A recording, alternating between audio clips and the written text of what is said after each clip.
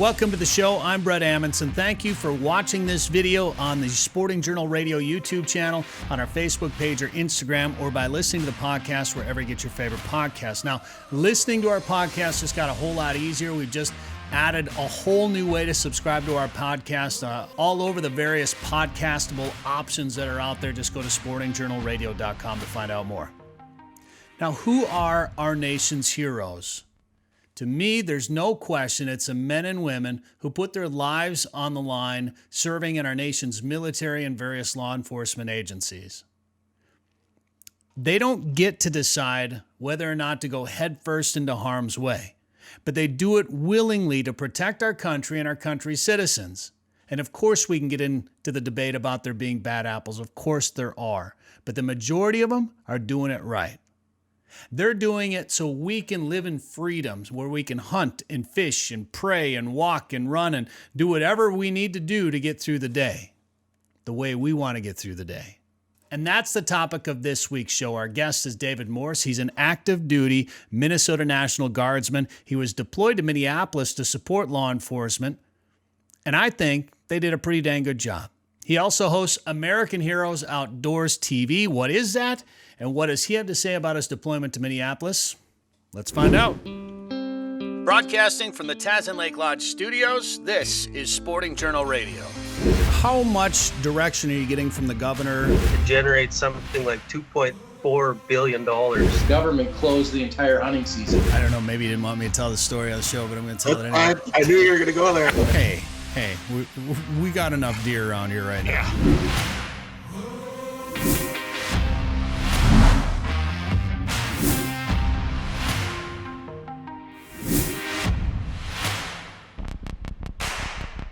Now we're going to welcome David Morse on the show here to talk about a number of things, the outdoor world, making a TV show, and being a part of the National Guard during the deployment here in the state of Minnesota. It's been an interesting time here the last couple of weeks. I wanted to talk to David about all of that stuff here on the show. So first of all, David, thanks for coming on the show, and thank you for your service.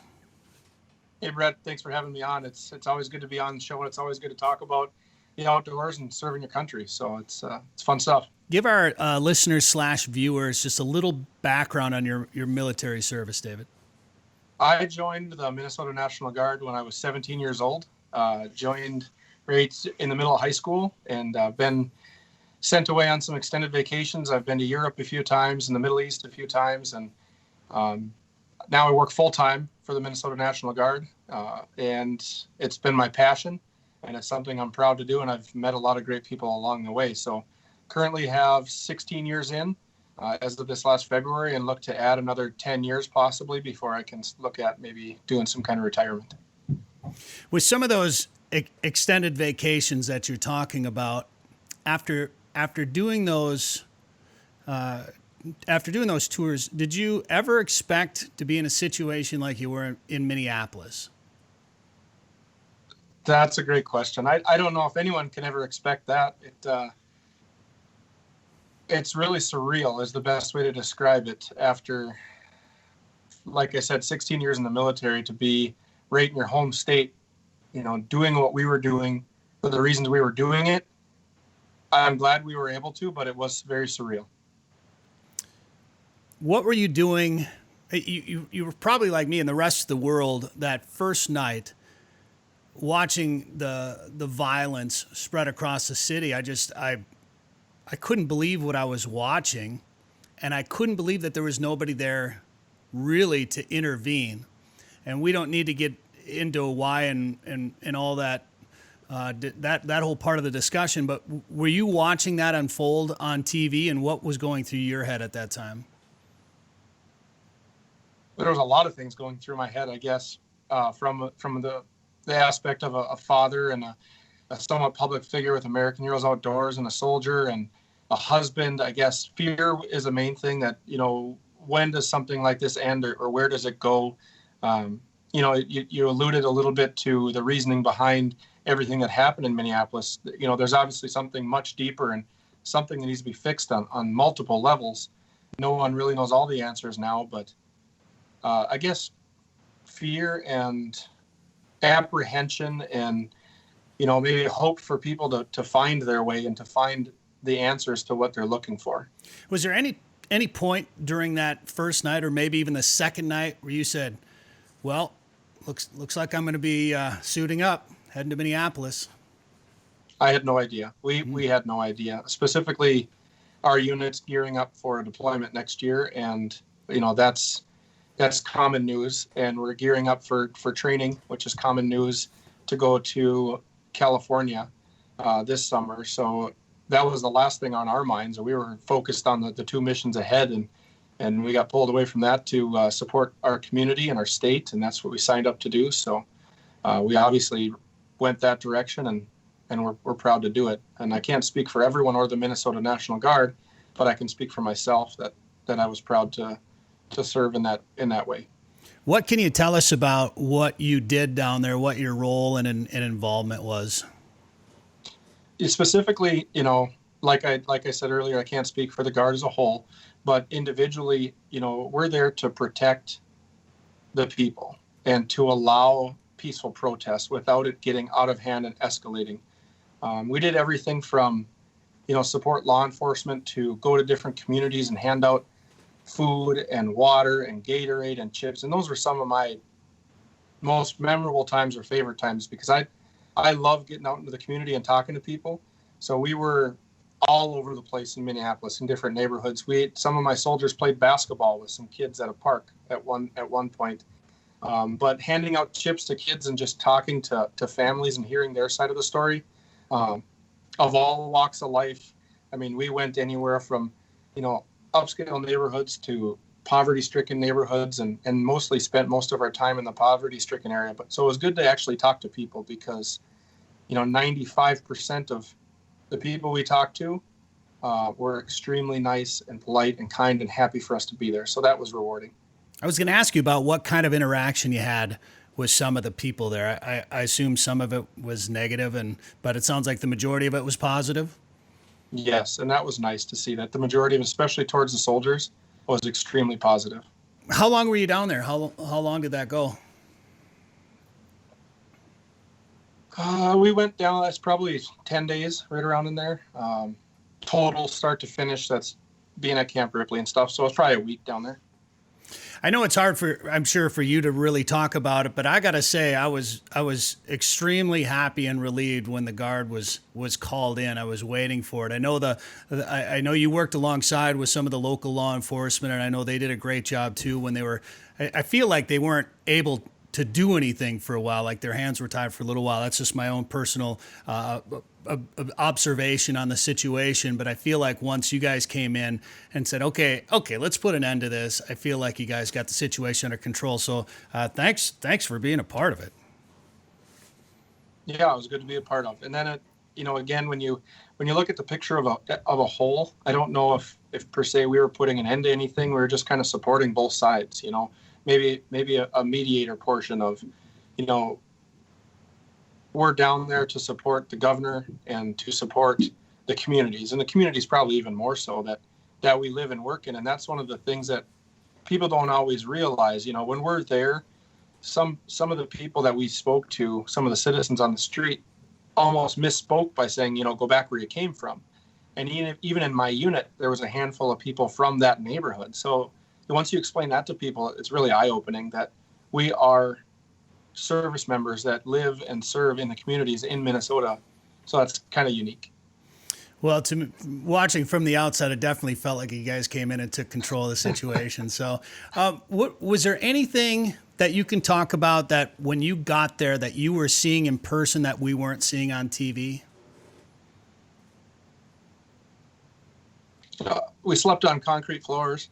I don't know, that the living conditions were what we know. And I know, there was a lot of things that we got to see and that we had a front row seat on, but I don't know that it should or can be discussed. The community support for us, we got, after we were there for 2 nights, food wasn't an issue. I mean, there was pallets upon pallets of food and Gatorades and waters and everything you could ever imagine from local communities was awesome. And that's what we brought out and distributed as well. So sleeping on concrete floors, man. You know, Yeah. After 2 days and half an hour of sleep, it's really easy to fold your body armor up and just collapse right where you're at. So, well, you heard a story. I'm sure you heard about it. I think it was in Washington, D.C. or something like that. The city canceled a contract with a hotel for the guard to stay at there. So I'm sure there were people out there that thought you guys were staying at Embassy Suites or some fancy hotel or something like that. And here you guys are there trying to help people, protect the city, protect the neighborhoods, and sleeping on concrete floors. Yeah, that's kind of status quo. Some units were put up in hotel. I'm probably like 10% of the people that were down there, but most of us is just sleep at your vehicles and be ready to go whenever you can. We did get showers after 3 or 4 days down there. The fire department set up decontamination tents with spigots in them, and we got to walk through there. So that was kind of a small victory for us to get that resource. Well, again, such a tragic time in our state's history, and really in our country too. And I'm thankful for our people who put on a uniform like yourself. So again, thank you very much for doing that, man. I appreciate it. And we should talk about it because military service runs in your family. Definitely, and as well as law enforcement, and I personally kind of group all that into one, just serving others. There's hundreds of ways you can do that. Military is one of them, and that's what I chose, and that's what most of my family's done, from World War I to World War II, Vietnam to Korea, Desert Storm, and now, currently, but also law enforcement that are out there. So big salute to them as well on the front lines, first responders of any sort. And it was because of this service that you and your family have been a part of is where the idea for American Heroes Outdoors came from? Definitely. I have over my shoulder is kind of our family hall of fame, and most of it started with my mother's grandpa. I was kind of his sidekick growing up in central North Dakota out hunting and fishing all the time, and he was Navy corpsman during World War II and Saipan, Guadalcanal, Tarawa, all the Pacific theater stuff, and never really spoke about it. And I regret not hearing his stories. And that's kind of where American Heroes blossomed, I guess, in the idea, and where it really got focused around the storytelling. And we're still trying to find our way with that. But the stories are the unique thing. The stories that these service members, whatever branch they serve in, are where a lot of the magic is in their experiences serving our nation. So explain just what it's a nonprofit TV show. Explain to our viewers and our listeners here what the show is all about, what you show there. Yeah, American Heroes Outdoors stemmed from different organizations that provide outdoors therapy for veterans and military and first responders. So there's quite a few organizations across the Midwest that do that. They're all great organizations, and I've belonged to a few of them. American Heroes Outdoors is a little bit different because not only do we provide the outdoor resources for therapy, we also showcase those other organizations that are doing great things. And then we capture stories of the service members that we take out. So it's not always a large trip with 30 or 40 veterans on it. We try to really focus on 1 or 2 stories here and there, and then broadcast those stories because those stories are truly inspirational. And I believe, and so does our board of directors, that the world deserves to hear those stories. So we have 21 all volunteer. Myself, I'm a volunteer.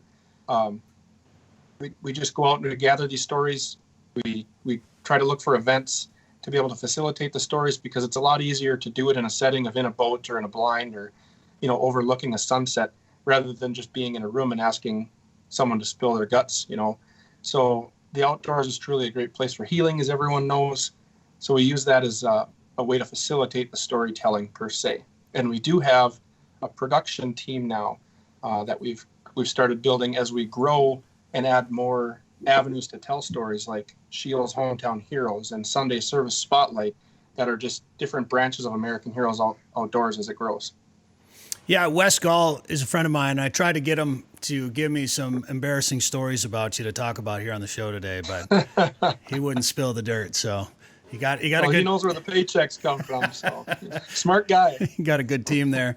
There's a new episode I saw on your website, AmericanHeroesOutdoors.com from Devil's Lake, and at the beginning of it, you have a dedication to Cody Holte, who is the Grand Forks police officer who was shot and killed in line of duty on May 27th. That tragedy, I think, got lost in the shuffle for a lot of people with everything that was going on, and unfortunately. So I appreciated seeing that dedication on that episode that you had on there, David. Yeah, I mean, that's at the heart of it all, you know. Sorry.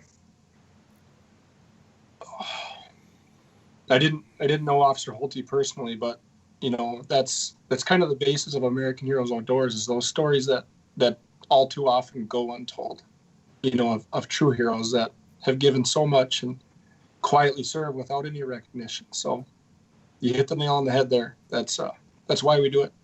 Well, I wish we would have. I mean, I wish, obviously it never would have happened, but I wish we would have heard more about that whole situation. The TV show, obviously, are on YouTube. You can see it on your website. And then you guys are on Fox Sports North and Midco as well. Yes, wrapping up our 6th season.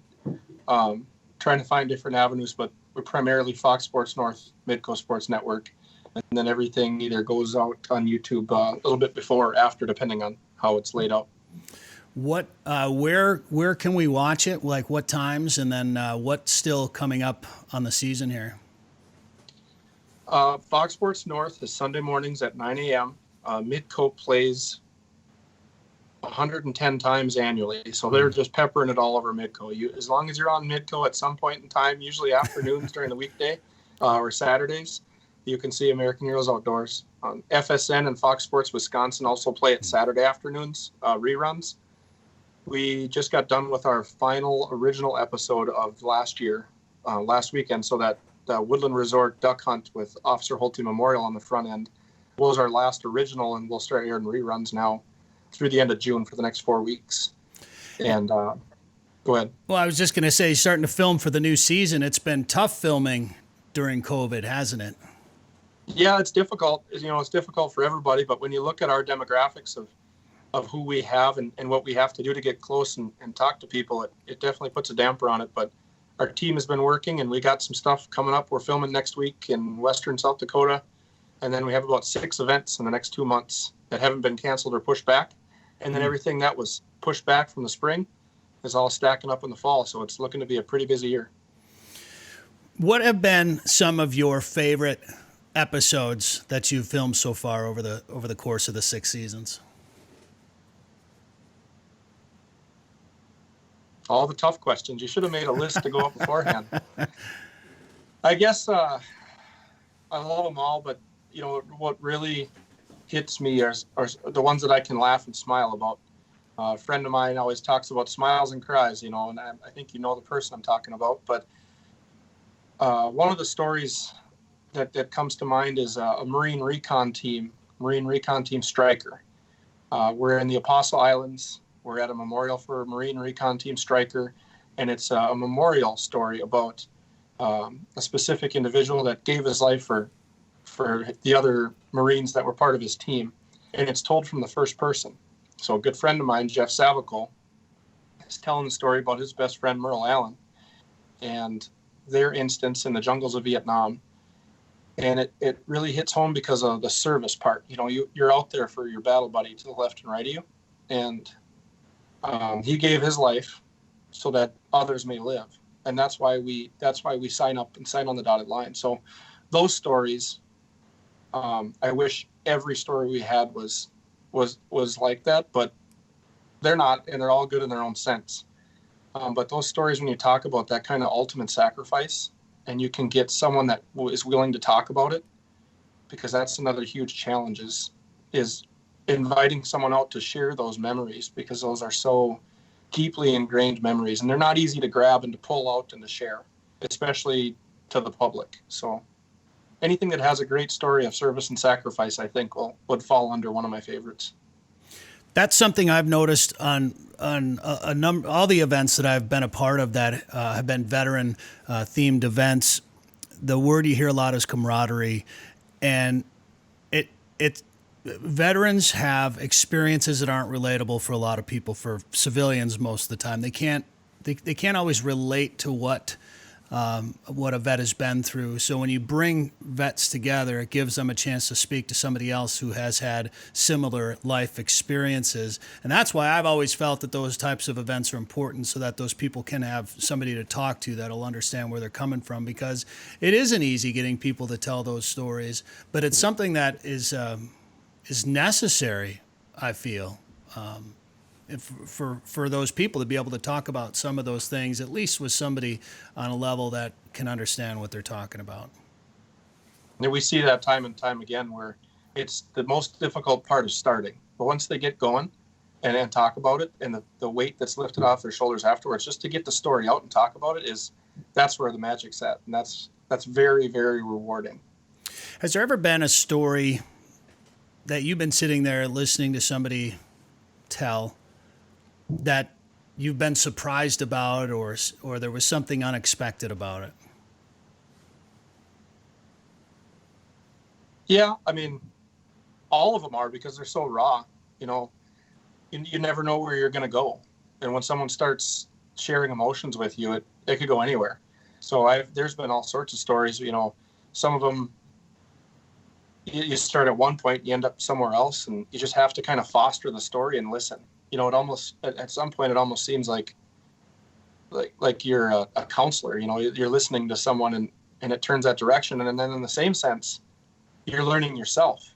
You're learning how to deal with different emotions yourself. So you're a counselor, and then you're being counseled. So it's kind of a roller coaster sometimes. The TV show, American Heroes Outdoors, it's a nonprofit show. Aside from making a great TV show, what are you hoping to accomplish with it? Share more stories. I think that's the end goal, is to branch out and create a platform that these stories fill up the news waves, instead of the stories that we're so used to, the stories that currently sell. Famous people in our world are not really the famous people that I grew up honoring and worshiping and idolizing. So the goal of American Heroes Outdoors is to create and generate more traffic towards a positive light towards people that have served. And who would you like to see be more involved with it? Are you open to partnering with people, or are you looking for vets to come be a part of it, or how can people be a part of the show? We're always looking for nominations of great stories, and that's the hardest thing to find is those great stories. Some of it's confusion or misinterpretation, that we just provide the events and then we go out, which we do some of the events, but we're always looking for great stories. People can volunteer to come help out and assist on the events, but we really need the nominations, because everyone knows somebody that has a cool story. And if they don't think they're deserving because there's somebody more deserving, that's another misconception, because everyone's deserving to share their story. There is no wait in line for the next guy. Let's get out there. Let's share the stories.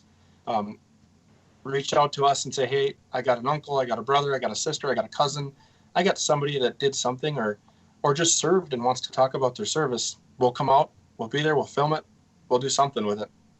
Are you looking for guides and outfitters to offer up some time, hunts, fishing outings, things like that? Yeah, we can always use more resources like that. It seems to change, quite often with the seasons, but we're always looking for resources. And we're very fortunate to have the contacts that we have in the outdoor world, so that people are reaching out to us. But the stories really is the main thing. If I get an outfitter call me and say that I want to provide you with the facilities and the fishing and a boat or a hunting trip, I say great. And then I challenge them to find someone locally that we can take out, because then it's even more special. If we can get someone from the town that the outfitter's at, the city gets around it, that's really where we hit a home run. What is the Patriot House program?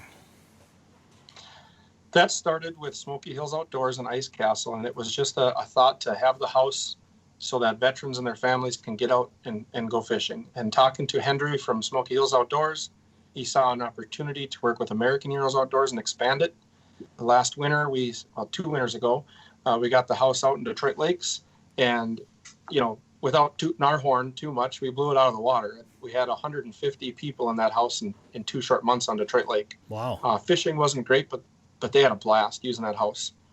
And then this year, we only had it out for 25 days, but over 50 people were in it.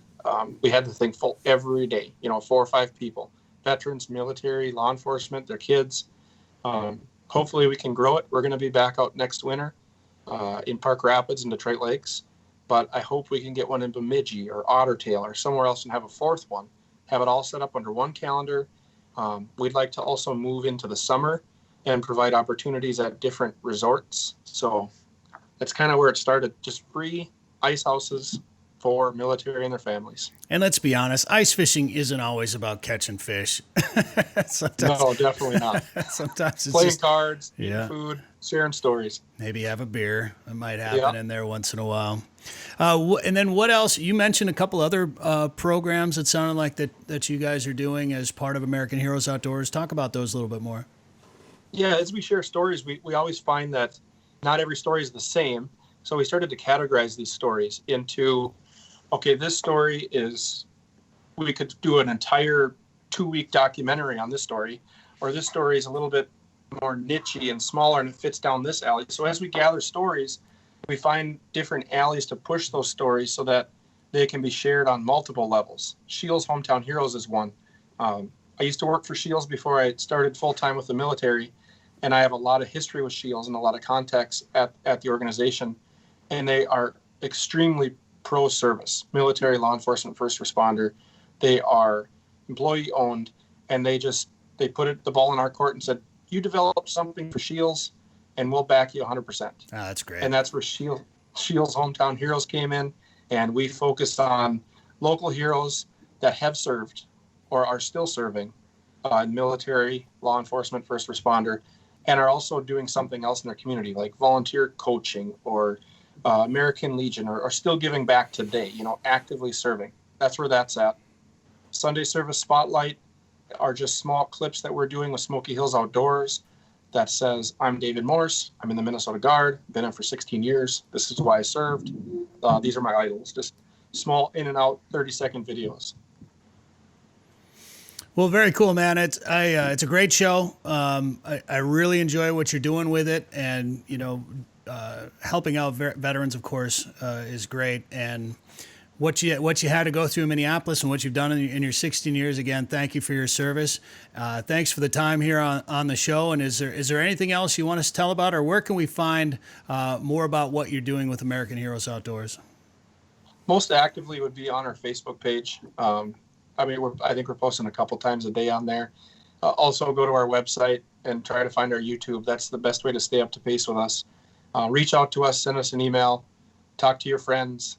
That's the best way to find us. And I really appreciate being on here because it allows us to grow our reach. And that's ultimately the goal, is to keep growing our reach so that more people come aboard and share more stories. Well, you don't see many TV shows that are, basically volunteer run that have the quality that you guys are putting together. So it's a nice show, man. Nice work. Much appreciated. Thank you. All right. Thanks for being on the show, David Morse.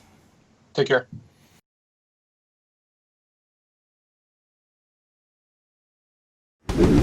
Now is the time to start thinking about chasing big walleyes on Devil's Lake. Get on the fish at Haybale Heights Campground and Resort. Haybale Heights makes it easy for you to make memories on legendary Devil's Lake with guided fishing and lodging packages. Or bring your own boat and rent one of their cabins on East Bay. Haybale Heights offers a private marina, fish cleaning station, and the opportunity to relax and enjoy your bucket list trip to Devil's Lake, North Dakota. To book your trip, visit haybaleheights.com. That's haybaleheights.com. Hey anglers, looking for a destination where walleyes, fresh air, and fish fries are a way of life? Look no further than the famous waters of Lake of the Woods. From Badette and the Rainy River to the main lake up to the northwest angle. Here you'll enjoy the best walleye catch rate in the state. Maybe you'll pursue world-class sturgeon, pike, or muskies. Plus you'll find lots of full-service resorts offering charter boats, delicious meals, and lots of Minnesota nice. Come experience the walleye capital of the world. Come experience Lake of the Woods. Catch the details at lakeofthewoodsmn.com. If trophy lake trout and monster northern pike are on your list this summer, book a trip to Tasman Lake Lodge in northwestern Saskatchewan. Everything from numbers to big fish. See pictures, videos, and more at TasmanLake.com. This is quite the fishery. Our 5-star chef will feed you well after a day of chasing giants on Tasman Lake. Dream come true. Get rates, dates, and more of what you can expect. It could be the best fishing you've ever had in your life. At TasmanLake.com. That's TasmanLake.com. Tasman Lake Lodge is a proud partner of Tourism Saskatchewan.